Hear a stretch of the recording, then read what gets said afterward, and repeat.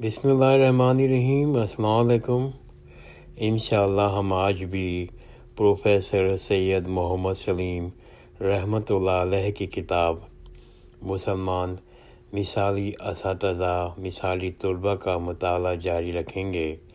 الحمدللہ اللہ تعالیٰ کے فضل و کرم سے آج ہماری اس سلسلے میں 18ویں نشست ہے اور ہم نے مثالی اساتذہ جو اس کا حصہ اول ہے اس کا مکمل مطالعہ کر لیا ہے، اور حصہ دویم مثالی طلباء کا مطالعہ جاری رکھا ہوا ہے، اور حصہ دویم میں بھی الحمدللہ ہم نے 5 چیپٹر مکمل کر لیے ہیں اور چھٹے چیپٹر کا مطالعہ کر رہے ہیں۔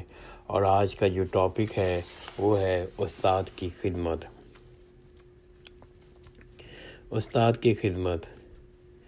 طلباء استاد کی خدمت کرنے کو سعادت سمجھتے تھے۔ خلیفہ ہارون رشید نے مشہور نحوی اسماعی کے پاس اپنے بیٹے کو تعلیم و تربیت کے لیے بھیجا۔ ایک دن خلیفے کا ادھر سے گزر ہوا۔ اس نے دیکھا کہ سماعی اپنے ہاتھوں سے وضو کر رہے ہیں اور اس کا بیٹا کھڑا پانی ڈال رہا ہے۔ خلیفہ نے سماعی پر کافی ناراض ہوا کہ وہ لڑکے کو اچھی تربیت نہیں دے رہا ہے۔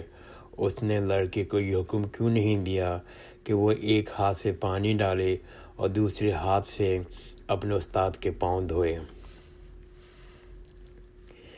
خلیفہ ہارون رشید کے دونوں لڑکے امین اور مامون مشہور نحوی فقراء کے زیر تربیت تھے۔ ایک مرتبہ دونوں شہزادوں پہ اس بات پہ جھگڑا ہو گیا کہ وہ استاد کی جوتیاں اٹھا کے کون چلتا ہے۔ اس واقعے کی خبر ہارون رشید کو بھی ہو گئی۔ ایک دن خلیفہ نے استاد فقراء سے دریافت کیا، دنیا میں سب سے اونچی شان کس کی ہے؟ فقراء نے جواب دیا، خلیفۃ المسلمین کی۔ خلیفہ نے اس بات پر جواب دیا، نہیں، اس شخص کی ہے جس کی جوتیاں خلیفہ کے دو نور العین اٹھاتے ہیں۔ فقراء نے کہا، میں نے مناسب نہیں سمجھا کہ میں ان کو ان سعادت سے محروم کر دوں۔ خلیفہ نے کہا، میرا یہ ہرگز مطلب نہیں ہے، اگر تم ان کو منع کرتے تو میں تم پر ضرور ناراض ہوتا۔ قاضی فخر الدین اثار بندی مرو کے رئیس الائمہ تھے۔ وہ فرماتے ہیں، یہ منصب اور اعزاز مجھے اپنے استاد امام زید بوسی 430 ہجری کی خدمت کرنے کی توفیق ملا ہے۔ میں ان کی خدمت کرتا تھا، ان کا کھانا پکایا کرتا تھا، میں خود اس کھانے سے کبھی ایک لقمہ بھی نہیں کھاتا تھا۔ ڈپٹی نذیر احمد 1912 عیسوی اپنے استاد کے گھر جا کر روزانہ مسالہ پیستے تھے۔ بعد میں ڈپٹی نذیر احمد کے شاگرد مولانا عبدالعزیز میمن 1980 عیسوی میں ڈپٹی صاحب کے گھر جا کر مسالہ پیستے تھے، ڈپٹی صاحب کا حقہ تازہ کرتے تھے اور پھر سامنے وہ درد شروع ہوتا تھا۔ مگر اس سلسلے کی شاندار مثال سر راس مسعود نے پیش کی۔ وہ سر سید احمد خان کے پوتے اور جسٹس محمود کے بیٹے تھے۔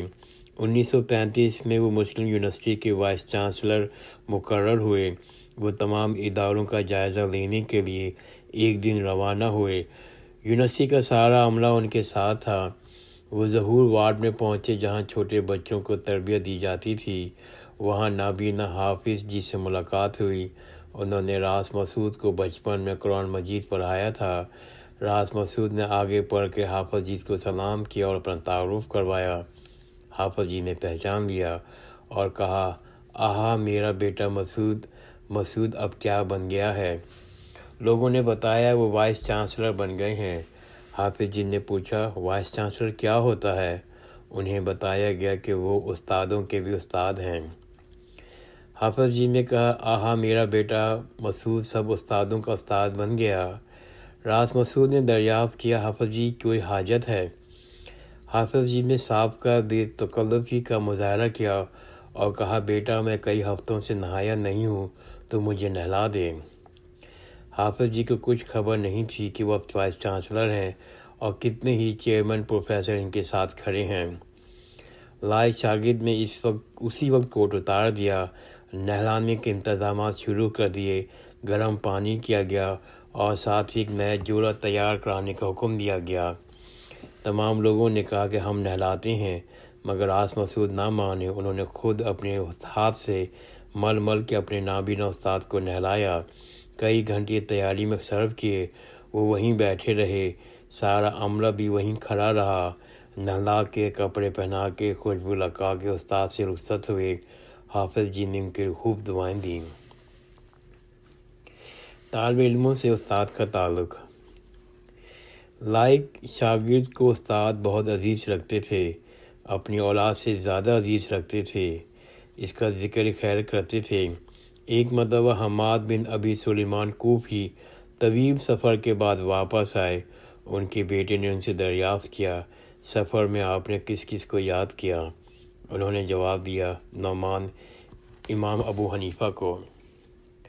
محدث عبدالحق محدث دہلوی نے شیخ عبدالحق محدث دہلوی نے اپنے بیٹے کی تعلیم و تربیت خود کی تھی۔ نور الحق کے متعلق ان کی رائے کیا تھی، اس کا اندازہ اس بات سے لگایا جا سکتا ہے۔ وہ ایک جگہ لکھتے ہیں کہ یہ اگرچہ میرا بیٹا ہے مگر میرے باپ کی جگہ ہے، یہ اگرچہ میرا شاگرد ہے مگر میرے استاد کی جگہ ہے، یہ اگرچہ میرا مرید ہے مگر میرے پیر کی جگہ ہے۔ لائق شاگرد سے استاد کا نام بلند ہوتا تھا، استاد کے افکار کو فروغ حاصل ہوتا تھا۔ امام شافعی نے تحصیل علم امام مالک سے کی تھی۔ وہ ایک مرتبہ امام مالک اور امام لیث میں موازنہ کر رہے تھے۔ انہوں نے کہا، امام لیث امام مالک سے زیادہ فقیہ تھے، مگر امام لیث کو شاگرد نہ مل سکے جو استاد کا نام بلند کرتے، اور امام مالک کو بڑے بڑے فاضل شاگرد مل گئے۔ اب ہم چھٹا چیپٹر شروع کرتے ہیں، مطالعہ اور حافظہ۔ کثرت مطالعہ۔ ایک مسلمان پیدائش سے لے کے موت کے دروازے تک علم کا یار رہتا ہے۔ تعلیم سے فراغت کے بعد بھی ان طالبان علم کا شوق بستدور جاری رہتا ہے۔ وہ کثرت سے کتابوں کا مطالعہ کرتے ہیں۔ کثرت مطالعے کی مثالیں بہت زیادہ ہیں، دو چار مثالیں میں ذیل میں بیان کرتا ہوں۔ امام ظاہری کی کثرت مطالعے سے ان کی بیویاں سخت ناگوار تھیں۔ ان کو بیویوں کی قول ہے، ان کی بیوی کا قول ہے، یہ کتابیں مجھ پر 300 کنوں سے زیادہ شاق گزرتی ہیں۔ زیاد بن حسن لوئی 204 ہجری امام ابو حنیفہ کے شاگرد تھے۔ ان کا یہ قول ہے، مجھے یاد نہیں گزشتہ 40 سال سے میں کسی رات کو سویا ہوں اور کتاب میرے سینے پر نہ رکھی ہو۔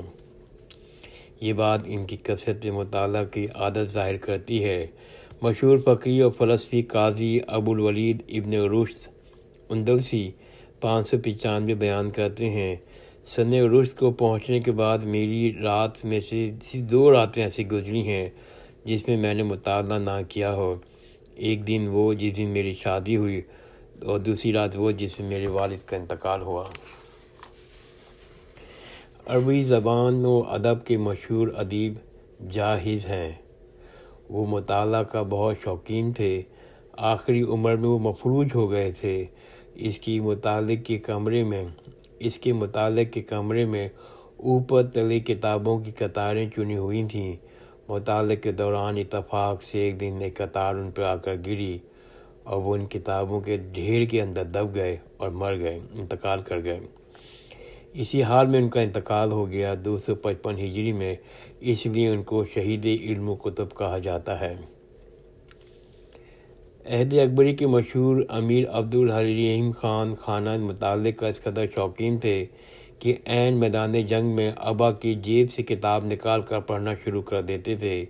عربی زبان کے مشہور شاعر متنبی 354 ہجری نے اس دور کے علمی اور شاہ سواری کے مذاق کے ذکر اپنے ایک شعر میں کیا ہے، جس کا ترجمہ یہ ہے، دنیا میں عزت کی جگہ تیز رفتار گھوڑوں کی پشت ہے اور زمانے میں بہترین رفیق کتاب ہے۔ مولانا نجم الغنی رامپوری بڑے کثیر و تصانیف بزرگ ہیں۔ ان کے متعلق بیان کیا جاتا ہے، وہ فرش پہ بیٹھ کر، کوہنیاں زمین پہ ٹیک کر، ٹھوڑی کو ہتھیلی پہ رکھ کے، نظر سامنے کتابوں پر جمائے گھنٹوں گھنٹوں مطالعے میں مصروف رہتے تھے۔ یہ ان کے مطالعے کی عادت تھی۔ اس عادت کی وجہ سے ان کی کوہنیوں پہ کالے کالے گہرے نشان پڑ گئے تھے۔ میں اپنا مطالعہ یہاں رکتا ہوں، انشاءاللہ آئندہ کی نشست میں ہم اسی باب کو جاری رکھیں گے اور ہمارا ٹاپک ہوگا مولوی چراغ علی اور مطالعے میں انہماک۔ جزاک اللہ خیر، خدا حافظ۔